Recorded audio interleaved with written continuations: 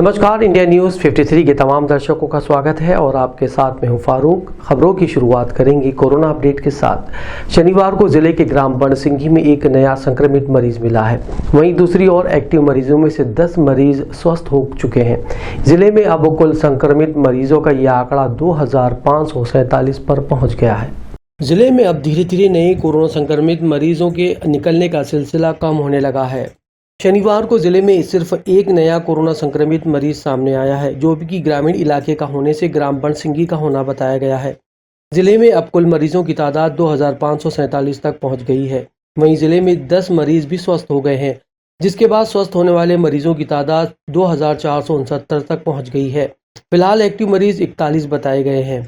शनिवार को स्वास्थ्य विभाग द्वारा 856 लोगों की सैंपलिंग की गई है, जिनकी रिपोर्ट आगामी दिनों में आएगी।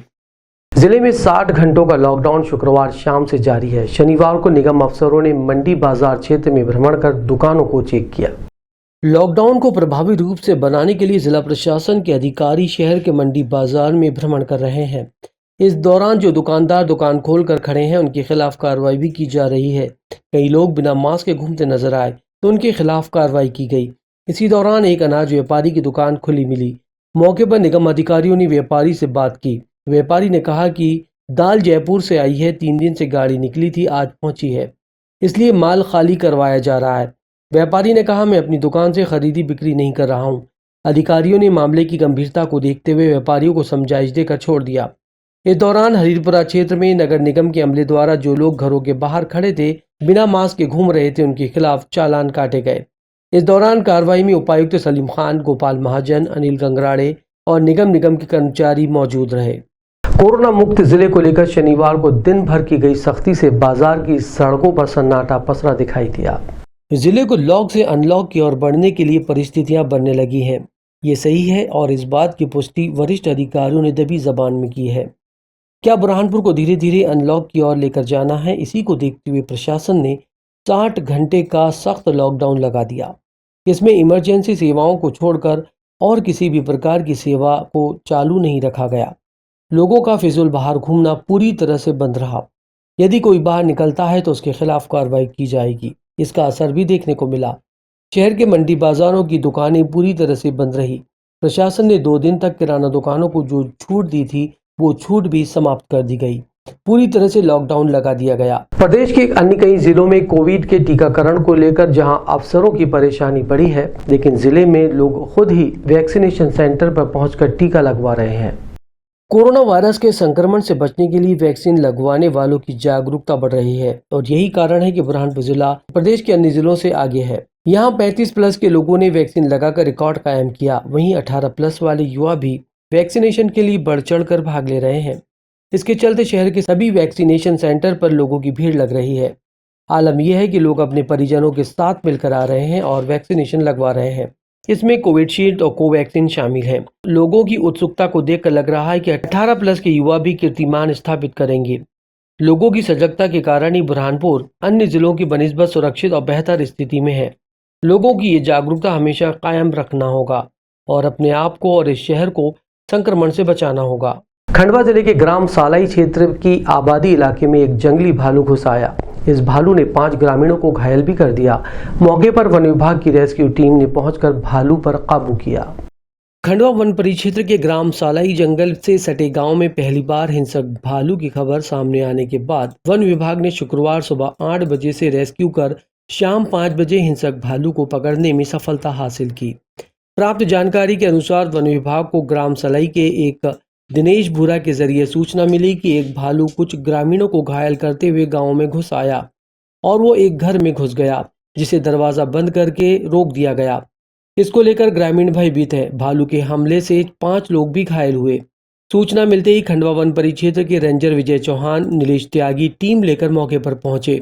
वहीं राव अभ्यारण्य रेस्क्यू टीम को भी इससे अवगत करा दिया गया। इसके बाद रेस्क्यू टीम अधिकारी दिनेश वास्केल भी सलाई गाँव पहुंचे। वन विभाग ने शुक्रवार सुबह से ही भालू को रेस्क्यू करने में लग गया। बड़ी मशक्कत के बाद भालू को वन विभाग की रेस्क्यू टीम ने ग्रामीणों की मदद से उसे दबोचने में सफलता हासिल की।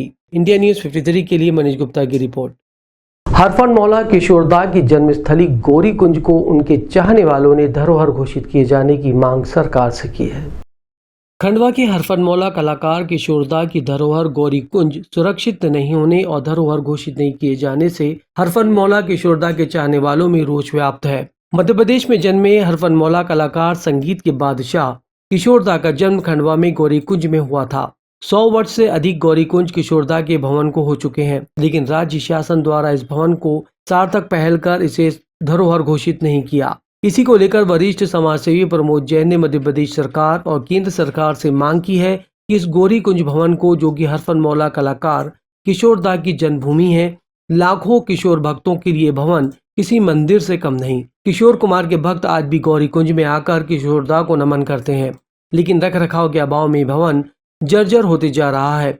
सरहद के उस पार दोनों ही हवेलियां पेशावर शहर पाकिस्तान में रिहायशी इलाके में जो दिलीप कुमार और राज कपूर के पुश्तैनी मकान थे, उसे पाकिस्तान ने धरोहर घोषित कर स्मारक बनाने जा रहा है। लेकिन मध्य प्रदेश सरकार से उन्होंने अपील की है कि जिस कलाकार ने मध्य प्रदेश का नाम रोशन किया है, ऐसे कलाकार के पुश्तैनी मकान को हेरिटेज घोषित कर अधिग्रहण कर स्मारक बनाया जाए। इंडिया न्यूज़ 53 के लिए मनीष गुप्ता की रिपोर्ट।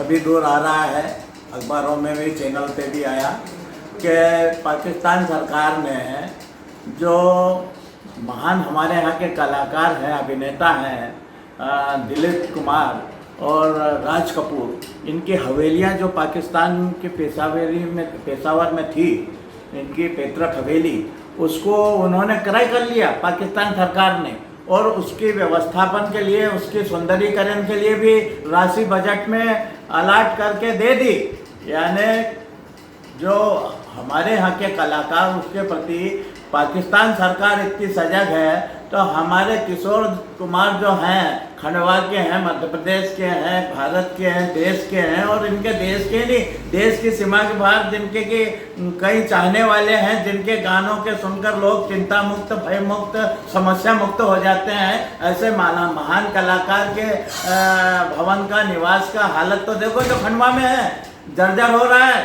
100 साल पुराना हो गया, उस पर यानी कब्बे और कबूतर उड़ रहे हैं। वहाँ पे कोई देखने, नगर निगम चस्पा करता है हर साल नोटिस के गिराओ बिल्डिंग को, नहीं तो तोड़ेंगे।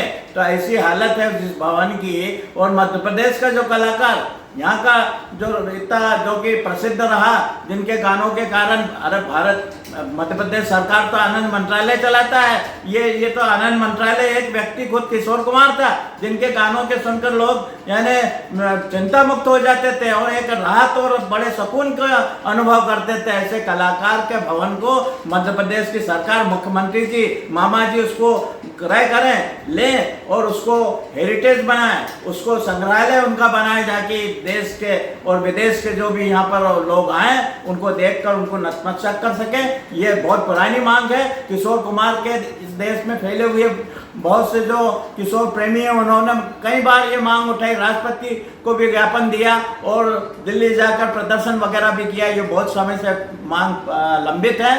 इसमें मोदी जी देखें, वो इस मैटर में भी हस्तक्षेप करें, मुख्यमंत्री जी देखें और यहाँ पर इस भवन को लेकर उसका हेरिटेज घोषित करें, उनका संग्रहालय बने। सरकार ने अब नई शिक्षा नीति के तहत एनसीसी विषय को पाठ्यक्रम में वैकल्पिक विषय के रूप में शामिल करने के निर्देश जारी किए हैं। अब कॉलेज विद्यार्थी एनसीसी विषय को लेकर अपनी दक्षता को बढ़ा सकेंगे। एनसीसी से वंचित अब कॉलेज के विद्यार्थियों को एनसीसी से जुड़ने और अपना भविष्य संवारने का एक सुनहरा मौका मिलेगा। राष्ट्रीय कैडेट कोर अनुशासित और देशभक्त नागरिकों में देश के युवाओं को संवारने में लगे, इसके लिए केंद्र सरकार ने एक सौगात दी है। कॉलेज के विद्यार्थियों के लिए इसके अंतर्गत यूजीसी और एआईसीटीई में अब स्नातक के विद्यार्थियों को सीबीएसई के अंतर्गत एनसीसी कैडेट से जुड़े विषय को मंजूरी दी है। नई शिक्षा नीति 2020 के अनुसार विश्वविद्यालय, महाविद्यालय में पढ़ने वाले छात्र छात्रा अब वैकल्पिक विषय के रूप में एनसीसी का अध्ययन कर सकते हैं। स्नातक स्तर के छात्र छात्राओं के लिए एनसीसी इलेक्टिव विषय के रूप में शामिल किया जाए।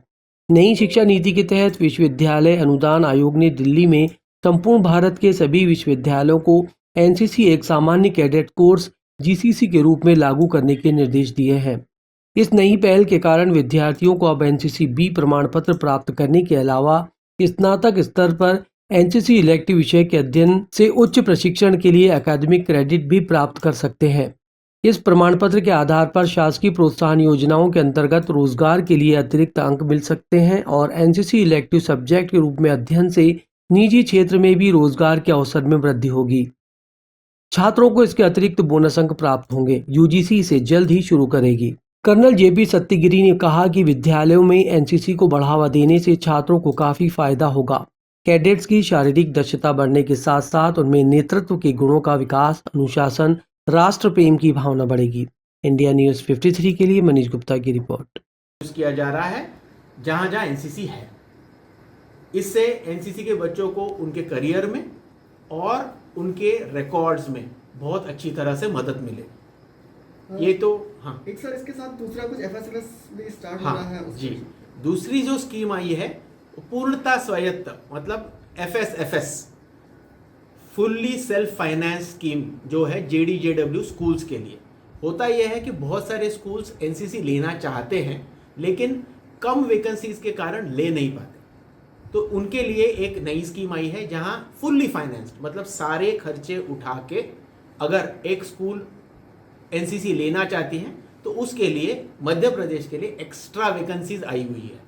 इन वैकेंसीज को हर स्कूल चंद एक कंडीशंस को अगर वो पार कर जाते हैं तो वो ले पाएंगे, जहां पे खर्चे उन्होंने खुद उठाने हैं, including training of military matters, जिसमें वो किसी लोकल एक्स सर्विसमैन को हायर करके वो ट्रेनिंग भी खुद दे, जिसके कारण होगा ये कि स्कूल्स में एनसीसी के जो वैकेंसीज के लिए लेट होता था वो नहीं होगा और एनसीसी का स्प्रेड और बढ़ेगा। ये फुल्ली सेल्फ फाइनेंस स्कीम के अनुसार होने वाला है। सर, इसी सेशन से स्टार्ट हो जाएंगी ये दोनों जो नई सुविधाएं हैं? इसके लिए प्रयत्न चल रहे हैं क्योंकि अब यूजीसी ने यूनिवर्सिटी को लिखा है तो यूनिवर्सिटी लेवल का सब्जेक्ट है। हम डिमांड कर रहे हैं कि इस साल से शुरू हो जाए क्योंकि ये अच्छी स्कीम्स हैं, तो इसी साल से हो जाएगी तो सबके लिए बहुत फायदा होगा। सर, खास करके एनसीसी कैडेट्स जो रहेंगे इनको नौकरी में भी कुछ इसमें मार्क्स में फ़ायदे मिलेंगे? हाँ, क्योंकि अभी जैसे है एनसीसी जो बी सर्टिफिकेट और सी सर्टिफिकेट, ये दो जो सर्टिफिकेट है जिसके नौकरी में हर जगह पे, हर स्टेट पे अलग अलग टाइप के फ़ायदे दिए गए हैं और सेंट्रलाइज्ड भी, आर्मी एक्सेट्रा, जिसमें नौकरी में एक कंडीशंस हैं कि आपने अगर एनसीसी सी सर्टिफिकेट किया तो आपको मार्क्स मिलते हैं, आपको चंद एक जगह पे एग्ज़ाम ऑप्शनल हो जाता है।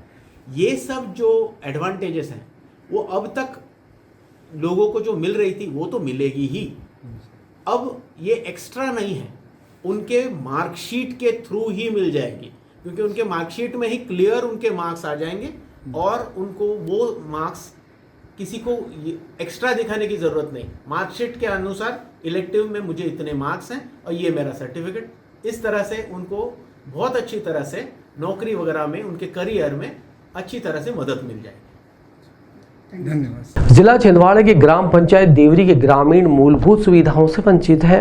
ग्राम के लोग अब तक हैंडपंप से अपनी पानी की जरूरतों को पूरा करने के लिए मजबूर हैं। जिला छिंदवाड़ा के ग्राम पंचायत देवरी, जनपद पंचायत बिछुआ के लोग पानी के लिए परेशान हैं। आज़ादी के 70 सालों के बाद भी यहाँ नल जल योजना नहीं है।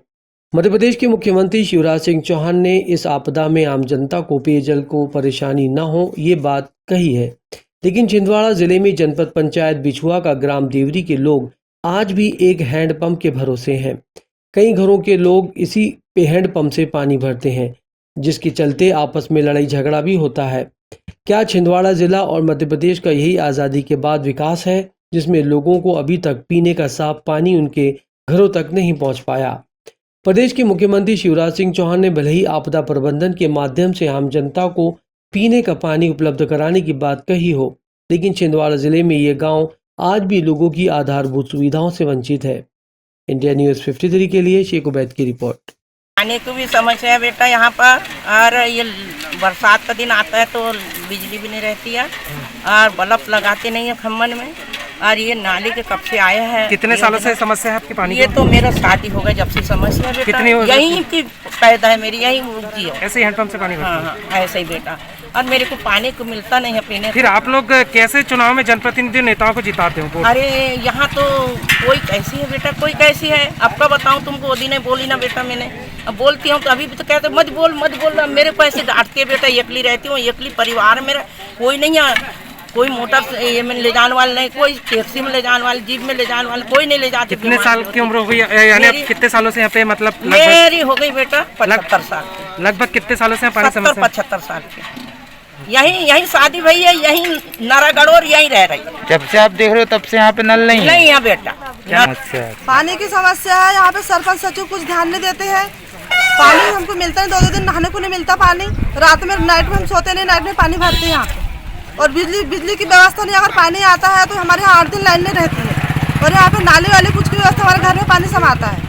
तो क्या अधिकारी लोग नहीं आते? नहीं आते, कोई अधिकारी नहीं आया अभी तक हमारे यहाँ पे। हम लोग नाइट में भरते और दिन में भरते पानी। कितने दिनों से भर रहे हैं? शादी हुई है जब से यहाँ पानी की व्यवस्था नहीं है यहाँ पे। जिले की खबरों से बाखबर रहने के लिए हमारे YouTube चैनल को सब्सक्राइब करें और हमारा संबल बनाने के लिए लाइक जरूर करें। धन्यवाद।